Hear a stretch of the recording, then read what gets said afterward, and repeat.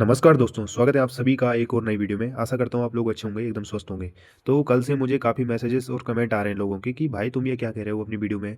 कुछ बच्चे कह रहे थे कि वो सीट सिर्फ जनरल की है, कुछ कह रहे कि भाई उस पे सिर्फ ओबीसी एसटी बच्चों का सिलेक्शन होगा। इस पे ही आगे चर्चा करेंगे।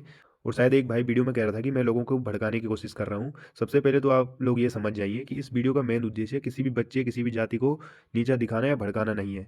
हमारा मकसद है प्रतियोगी परीक्षाओं में चल रही सही जानकारी प्रदान कराना। तो मुझे ये लगता है कि अगर किसी टॉपिक के बारे में कुछ ज़्यादा जानकारी ना हो तो उसके विषय में वीडियो बनाना सही नहीं है मेरे हिसाब से। तो भाई उस वीडियो में कह रहा था कि मतलब जो ओबीसी एसटी एससी की जो लड़कियां हैं वो जनरल की हॉरिजॉन्टल सीट पर उनको नहीं जाने दिया जा रहा था। ये बात बिल्कुल सही है कि उन सीटों पे जो एमपी और इलाहाबाद हाई कोर्ट है और आयोग है वहाँ का, उन सीटों पे जो जनरल के अंदर हॉरिजॉन्टल के अंदर महिलाओं के लिए आती हैं, उन सीटों पर एसटी एससी ओबीसी की लड़कियों को नहीं जाने दे रहा था। तो इसी के रिगार्डिंग वो लड़की चली गई सुप्रीम कोर्ट। तो जब वो लड़कियां सुप्रीम कोर्ट गई तो उसके ऊपर जो भी सुनवाई हुई उसको मैं आगे वीडियो में बताता हूँ विद प्रूफ, ठीक है।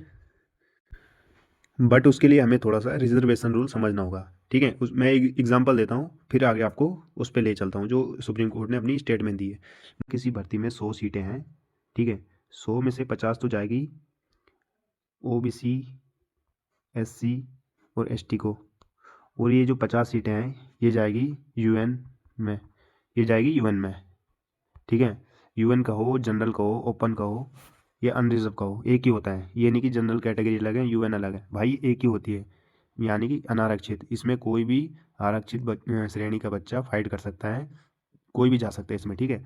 अब मान लो ओबीसी को मिली 20 सीट, एससी को मिली 20 सीट, एसटी को मिली 10 सीट, और जो ये 50 सीट हैं यूएन के लिए।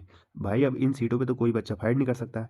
ये जो ओबीसी की 20 सीट है इसमें सिर्फ ओबीसी का ही बच्चा फाइट करेगा। एससी की 20 सीट है इसमें एससी का ही बच्चा फाइट करेगा। और जो ये एसटी की 10 सीट हैं इस पर एसटी का ही बच्चा फाइट करेगा। बट जो ये 50 सीटें हैं इसमें कोई भी कैटेगरी का फाइट कर सकता है।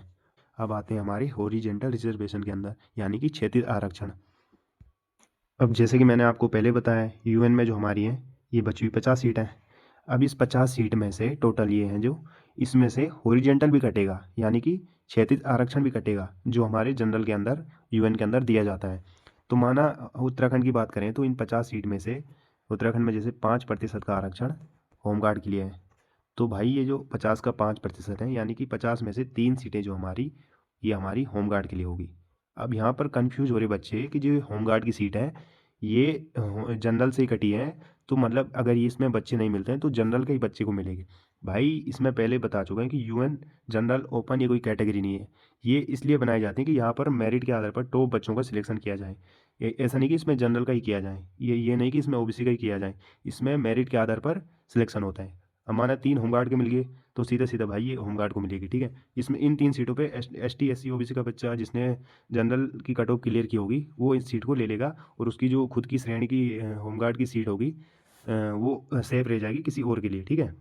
अब बाई चांस जैसे कि उत्तराखंड में हो रहा है इस भर्ती में कि ये 3 सीटें होमगार्ड के बच्चे मिले ही नहीं, इन्होंने क्वालिफाई नहीं कर पाए। तो लोग जो जनरल के बच्चे हैं सामान्य जाति के वो कह रहे हैं कि भाई ये हमारी सीट है, ये हमको मिलनी चाहिए। भाई इसमें सुप्रीम कोर्ट ने भी, इसमें जो मध्य प्रदेश का और इलाहाबाद का हाई कोर्ट था वो भी यही कर रहा था कि जो ये सीट बची हुई है इनमें सिर्फ उसी कैटेगरी के बच्चों को ले रहा था। और जब ये मामला सुप्रीम कोर्ट गया तो सुप्रीम कोर्ट ने इसमें अपनी साफ साफ स्टेटमेंट दी। सुप्रीम कोर्ट ने कहा कि भाई जो हॉरिजॉन्टल रिजर्वेशन के अंदर है, अगर उनमें कोई बच्चा नहीं मिलता है तो उसके अंदर आप ये नहीं कर सकते कि जनरल का जो बच्चा होगा उसका सिलेक्शन नहीं कर सकते। अगर उससे नीचे कोई S T S C OBC का बच्चा है और उसके नंबर उस जनरल वाले बच्चे से ज़्यादा है तो पहला हक उस सीट पर उस बच्चे का होगा जिसके नंबर ज़्यादा होंगे। माने जनरल के बच्चे के 75 हैं, उसके 76 है, और होमगार्ड में से ये 3 सीट बची है, तो ये नहीं कि जनरल के बच्चे को मिलेगी, ये पहले इसे मिलेगी जिसके ज़्यादा नंबर है। तो ये एक प्रकार की आरक्षण देने की कोशिश की जा रही थी यहाँ पर इलाहाबाद हाई कोर्ट की तरफ से। तो सुप्रीम कोर्ट ने इसको बाद में खारिज किया और इसके ऊपर मतलब जिस बच्चे के ज़्यादा नंबर थे उनका सिलेक्शन किया गया, हॉरिजॉन्टल हो या वर्टिकल के अंदर हो, ठीक है। अब मैं आपको प्रूफ दिखाता हूँ जिसमें सुप्रीम कोर्ट ने साफ साफ कहा कि इन सीटों पे नंबर के अकॉर्डिंग सिलेक्शन होगा। अब जो सुप्रीम कोर्ट है इसने भी इस मामले में एग्जाम्पल देकर समझाया कि माना 50 सीट हमारी यूएन के अंदर है और इसमें 15 सीट महिलाओं के लिए है हॉरिजॉन्टल क्षेत्रीय आरक्षण के अंदर। तो अगर माना बात 11 ही महिलाएं मिलती हैं और वो 4 महिलाएं नहीं मिलती हैं, तो उन 4 सीटों पे ये नहीं देखा जाएगा कि जनरल के बच्चे कौन है, उन पे ये देखा जाएगा कि किसके नंबर ज़्यादा है, ठीक है भाई। इसमें उसने साफ साफ कहा कि इसमें ये नहीं देखा जाएगा कि किसके नंबर, कौन बच्चा जनरल कैटेगरी से है, उसमें ये देखा जाना चाहिए कि किसके नंबर ज़्यादा हैं, ठीक है। और साथ में ही जो सुप्रीम कोर्ट के जज थे एसआर भट्ट, उन्होंने ये भी कहा कि जो एसटी एससी ओबीसी के बच्चे होते हैं उनके पास माइग्रेशन होता है कि अगर उनके अच्छे नंबर हैं तो जनरल की सीट पे फाइट कर सकते हैं।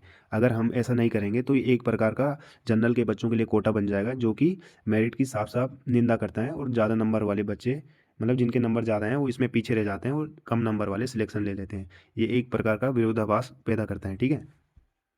और इसके साथ ही उन्होंने कहा कि जनरल को कोई कैटेगरी ना समझा जाए, ये ओपन टू ऑल है, अनरिजर्व। इसमें कोई भी बच्चा फाइट कर सकता है, मार्क्स के आधार पर, अपने अच्छे अंकों के आधार पर वो इस ग्रेड में फाइट कर सकता है, ठीक है भाई। हॉरिजॉन्टल हो चाहे वर्टिकल के अंदर हो। तो जिस भी भाई को ये पीडीएफ चाहिए होगा, जो मतलब पढ़ना चाहता है इसको, वो मैं डिस्क्रिप्शन बॉक्स में लगा दूंगा, वहाँ से ले सकते हैं, ठीक है। आशा करता हूँ वीडियो अच्छी लगी होगी आप लोगों को। धन्यवाद।